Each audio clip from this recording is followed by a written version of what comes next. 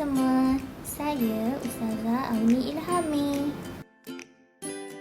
Mari kita belajar mata pelajaran pendidikan Islam bersama-sama. Hari ini kita akan belajar bidang sirah pendidikan Islam tahun 4 bagi tajuk Keunggulan Sifat Fatanah Nabi Muhammad SAW. Sebelum itu, mari kita lihat objektif pembelajaran. Yang pertama, murid-murid dapat menyatakan maksud fatanah Nabi Muhammad. Kedua, menjelaskan keunggulan sifat fatanah Nabi Muhammad melalui kisah kehidupan baginda. Dan yang terakhir, mengaplikasikan tindakan Nabi Muhammad yang bersifat fatanah dalam kehidupan seharian. Apa maksud fatanah ni? Fatanah ialah bijaksana, berakal budi dan pandai. Nabi sentiasa menggunakan kebijaksanaan baginda dalam kehidupan dan dakwah.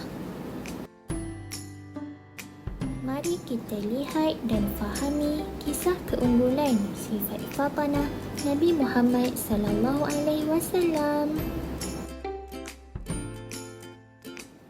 Yang pertama, peristiwa peletakan batu Hajarul Aswad. Nabi Muhammad mencadangkan agar setiap pembesar kabilah memegang setiap bucu kain untuk meletakkan semula Hajarul Aswad di tempat asalnya. Tindakan baginda tersebut dapat meleraikan pertelingkahan dalam kalangan kabilah Arab.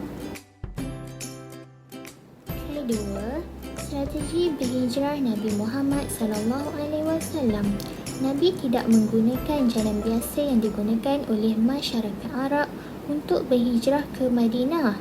Namun, Nabi Muhammad SAW menggunakan jalan lain dengan bantuan Abdullah bin Uraiqi, seorang yang bukan beragama Islam. Ketiga, mempersaudarakan kaum Aus dan Khazraj. Setelah berhijrah, Nabi Muhammad mempersaudarakan kaum Muhajirin dan Ansar. Tindakan baginda itu menjadikan semua kaum muslimin bersatu padu dan digeruni oleh musuh. Yang keempat, membentuk piagam Madinah. Apabila Nabi Muhammad SAW sampai di Madinah, baginda mewujudkan piagam Madinah yang mengandungi prinsip penting hubungan antara penduduk Madinah. Dan yang terakhir, usahawan yang unggul. Rasulullah SAW merupakan usahawan yang berjaya. Baginda diamanahkan menguruskan perniagaan milik Sayyidatina Khadijah. Dengan kebijaksanaan dan kejujuran baginda dalam perniagaan, baginda memperoleh keuntungan yang lebih berbanding usahawan yang lain. Seterusnya, mari kita teladani sifat fatanah Nabi Muhammad SAW. Pertama, Nabi Muhammad SAW menggunakan kebijaksanaan baginda untuk meleraikan persengketaan dan menamatkan permusuhan. Rumusannya, kita hendaklah berusaha mendamaikan persengketaan. Kedua, teladan. Nabi Muhammad SAW berdikari dan jujur dalam setiap pekerjaan yang dilakukan. Rumusan, kita hendaklah merancang sesuatu dengan teliti sebelum melakukan sesuatu pekerjaan dan tugasan. Ketiga, teladan. Nabi Muhammad SAW mengukuhkan kesatuan kaum muslimin dan menjadikan mereka bersaudara. Rumusannya, utamakanlah perpaduan dan kesepakatan.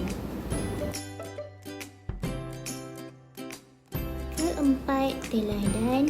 Nabi Muhammad SAW menetapkan peraturan agar hidup sentiasa harmoni dan teratur.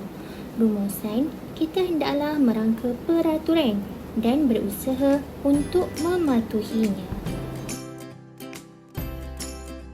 Dan yang terakhir, terakhir, teladan.